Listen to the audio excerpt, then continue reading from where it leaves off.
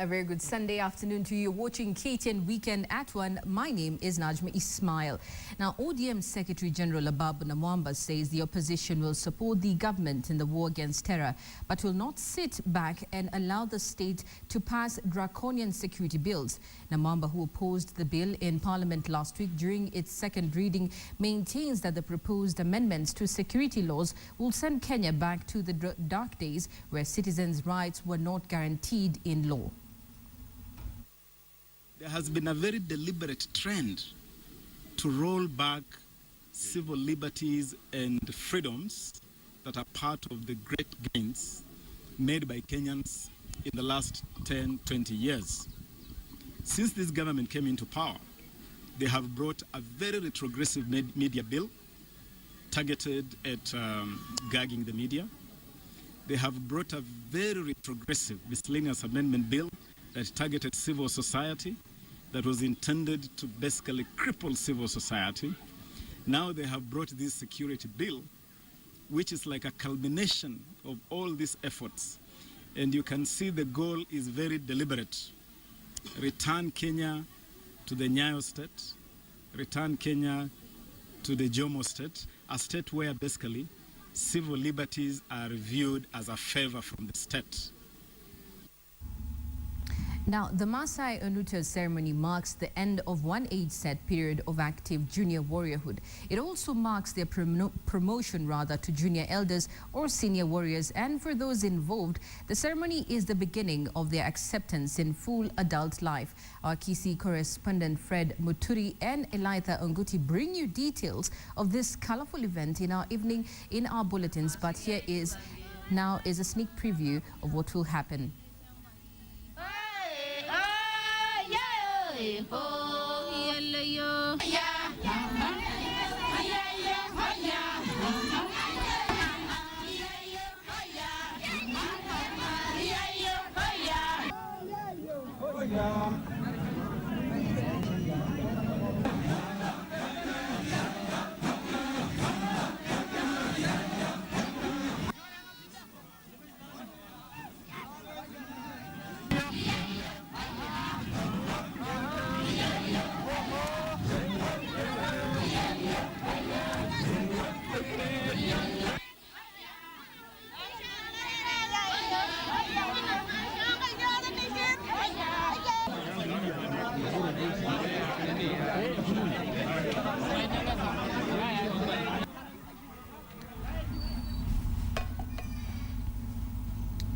Well, be sure to join Fred Muturi at 9 p.m. and Elitha Onguti at 7 p.m. with this story.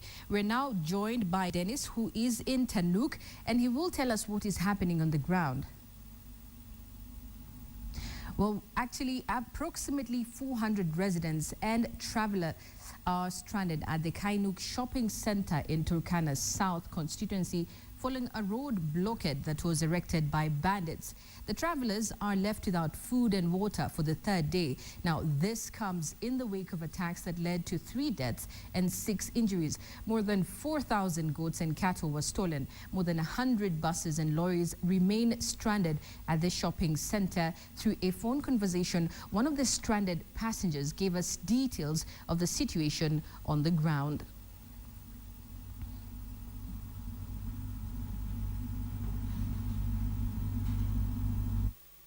I think we are victims of the circumstance that was on the ground. I think that is on Madaraka Day. It's like the Pokot crossed over to Turkana and they went to take away some of their cattle. So the guys were like revenging. So they are mad at the police, which are in Kainuk, because they were not able to save the situation. So they decided to close the road on this other side of Turkana at the bridge, and the Pokot again closed the other side. So we found ourselves in between the two warring youths. The people who we are here, I think with their private cars, their lorries that were taking, I think, some foodstuffs to Lodwar to Turkana, and their buses for passengers, they are around 6 buses. So the people around here, the number is, I think, it's between 300 and 400 people who are stuck here. There's no food, there's no water, there's nothing. there's no food. So we thank God Kenya Red Cross has just come in this morning and brought some water and milk. But in terms of leaving this place, the response was they are still not sure what time or when we will be leaving, but we just be patient. Well, most details of the Kainuk siege will come to you in our subsequent bulletins. We now take a short commercial break, but we will be back with more news.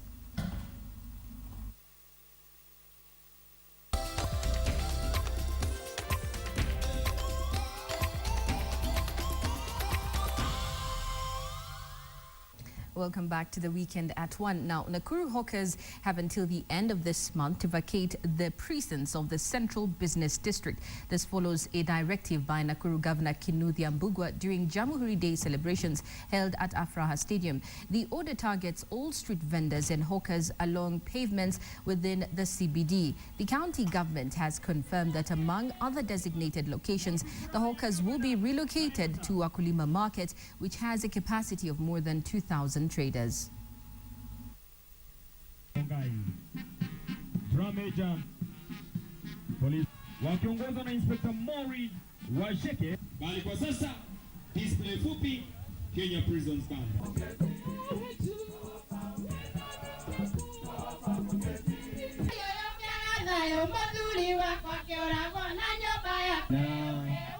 Ninashukuru kwa sababu waliweza kutupatia maadili na tunashukuru sana wazazi. Hakuna pavement walking, pavement kuweka chini, hakuna, haitakubaliwa. Na wale muko revenue, usichukue license upeane revenue ati mtu amelipa ati aonyeshe nililipa. Hakuna mtu atakubaliwa kuweka bidhaa kwa pavement. Na usidhubutu, don't say you will try on 1st January. Don't attempt. To some good news this festive season, 20 children homes from Nairobi area today received their early Christmas food from Sri Ayappa Seva Samaj through Feed 1,000 Children program. Westlands Member of Parliament, Honorable Timothy Wanyonyi, who handed over the gifts to the children, urged all Kenyans to come up and help those children who are less fortunate and those in streets, especially during this festive season.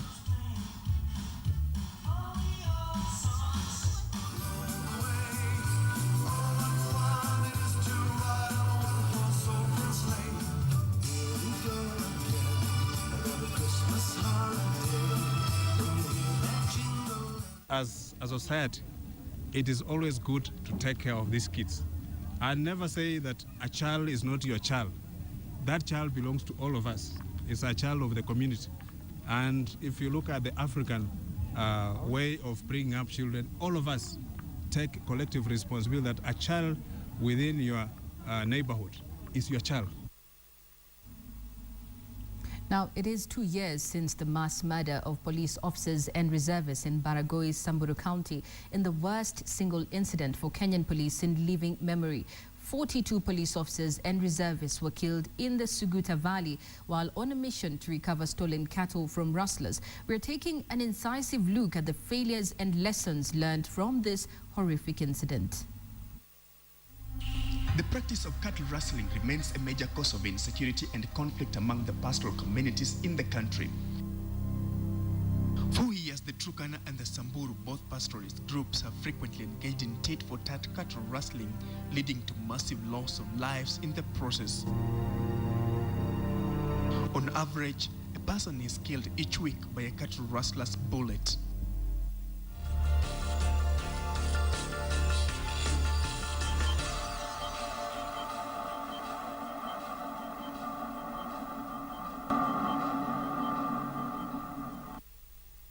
Now, November 2012, there has never been a more dangerous time to be a police officer in Samburu, especially in Baragoi. Watu hata walikuwa almost hata 400. They were very many. Walikuwa wengi sana. Tulijaribu kupigana na hawa, walikuwa wengi. Just as they had done before, over 40 police officers were sent to recover stolen animals from bandits.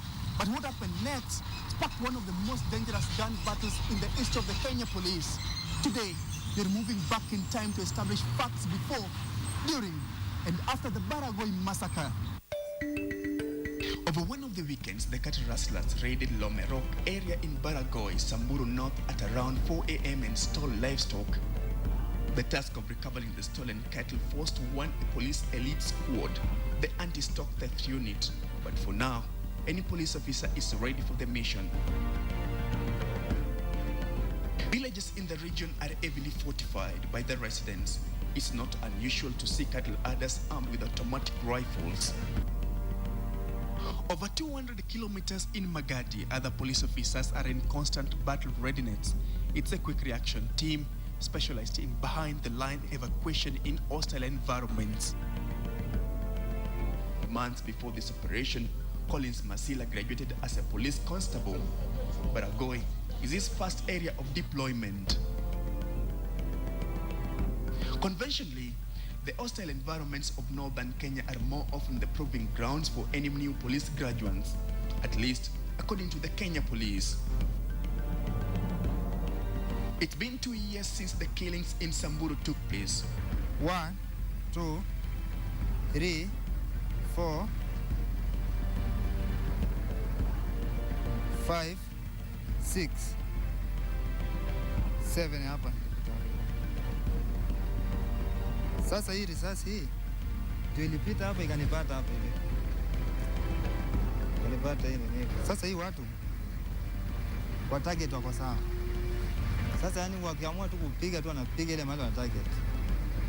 Ni kama wako trained. In the worst single incident clash for Kenya Police in living memory, at least 38 police officers and reservists were killed in Suguta Valley near Baragoi while on a mission to recover stolen cattle. Walihamia hapo Suguta Valley hapo ndani, kwa hiyo valley ndio ilibidi tupande mlima tuteremke tuingie kwa hiyo valley ndio tuwaone hapo ndani.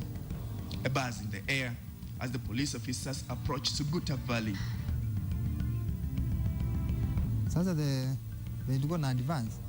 Tulikuja sasa tukasikia risasi imepigwa. Kumbe tumekaribia mahali wako. Wao wanatuona lakini sisi tunajua tuwaone. As the police officers close in on cattle rustlers, the expected tactical gains turn to hell on earth. Watu sasa tuliendelea kupigana nao. Tulikuja tukapigana tukasikia watu wenye walikuwa katikati. Sisi tulikuwa tumejigawanya mara 3. Ile watu walikuwa katikati hawapigi risasi. Sasa hiyo ikatutia wasiwasi, sisi tuko pande ya chini, kuna wengine wako pande ya juu. Kwa nini watu wa katikati hawapigi risasi? Kumbe hao walikuja wakapatikana mahali ilikuwa imeinuka kidogo, ndio ufikie hiyo gari hiyo sasa. Walikuwa mahali imeinuka kidogo. Sasa wengi tulipata walikuwa wameuawa wapi? Hapo ndio maana hata tuko tunasikia response mingi kutoka hapo katikati. Kenya Police counter-rustling ideas had been outfoxed by basic cunning. Sasa baadaye hiyo watu wenye wali advance wenye nilifika majioni walikuja walipiga kila mtu. Sasa wakimalizia mtu wanachukua bunduki, wakimalizia watu wakichukua bunduki. You see, Baragoi was an ambush. It was a case of ambush.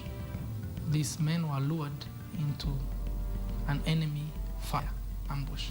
Niliamua acha tu niamuke juu hata nikiamua kuroli venye nimechoka sitawezana, watanipata tu hata kama sijafika mahali. Ilibidi niamuke, nikakimbia kidogo, nikaingia mahali kwa mtaro, nikaingia ndani. Sasa hiyo risasi zinapita kupita, nikosea tu kibahati tu, nikaingia tu mahali nikajificha. Ilibidi nikakaa pale nikatulia pale. Sasa hiyo nikupigia ngwale sioni mtu. Ile watu nimeona nikikimbia ni watu wameangushwa chini. Evasive action from a standby quick reaction team is their only hope. The unexpected foe in the service is not only a game changer, it's a national changer. The hope was Baragoi massacre would be the last incident of mass murder of police officers while on operation. But over 1 month ago, 22 General Service Unit officers and 6 Kenya Police reservists were killed by bandits while on their way to restore peace in Kapedo. The officers who survived Kapedo killing stock of narrow escaped and fierce exchange of fire at Lomelo and Kapao areas before the gunmen raced down their vehicles. Tulikuwa tumekaa tu yani round, lakini sasa ni bahati ya Mungu tu yani, kwa sababu kila mtu alipatikana, tulibaki tu watu wawili. And shockingly, Kapedo, exactly the same script. They were lured into a bottleneck where they could not escape. and they were all butchered under the hail of the enemy fire. Incident of gross human rights violation, including wanton killings, rape, torture, and loss of property have been reported among the warring factions of pastoral communities. Serikali ya askari yenye wametuma ndio wamalizwe. Serikali ichukue mkondo mwingine. Kama askari ameshindwa na hizo mkondo, ingie mkondo mwingine. Mimi ningesema hivi, operation kama hiyo ndio ifanyike. Inafaa kupangwa mzuri. Kuwe na these are safety for the officers. Now, in combat, there is one thing that is more than just killing an enemy, and that is surviving in the front line. To many of us, Collins Masila and other comrades who work in hostile environments to keep this country safe, they remain to be heroes. But one biggest nightmare in the police service is accurate intelligence. And they tell us that something is being done, but as to whether that is being done accurately, that is still debatable, and we have to accept grudgingly. My name is Obar Mark. It was indeed a sad day for Kenya. Now, moving on to sports, Kisumu Marathon organizers will from next year make changes to the starting time of the race so as to ensure athletes do not burn out in the scorching Kisumu weather. Dikla Kumari from Nyamira won the men's race in a time of 2 hours 14 minutes 3 seconds, while Rebecca Chipchirchir won the women's equivalent in a time of 2 hours 41 minutes. The usual busy streets of Kisumu City on Sunday morning had unusual guests. Athletes who were in for the 200,000 shilling prize money for the first man and woman to cross the finish line at the Kisumu Sports Ground. The 42-kilometer race saw athletes go round the lakeside city several times, with the leading pack of the men's race comprising of the cream de la cream in the start list, including long-distance ace Julius Kiplimo Kepkorir after the 195 kilometers. It was Madoka half-marathon champion Dikla Kumari from Nyamira who was the winner in a time of 2 hours 14 minutes 3 seconds. Samson Bor was second ahead of Julius Kilimo. The women's race saw Rebecca Chipchirchir bag the honours in a time of 2 hours 41 minutes ahead of Nancy Jabet. Second place winners took home 100,000 shillings, while third place finishers were awarded 50,000 shillings. Well, that's it on KTN Weekend at 1 this afternoon. My name is Najma Ismail. Enjoy the rest of your afternoon.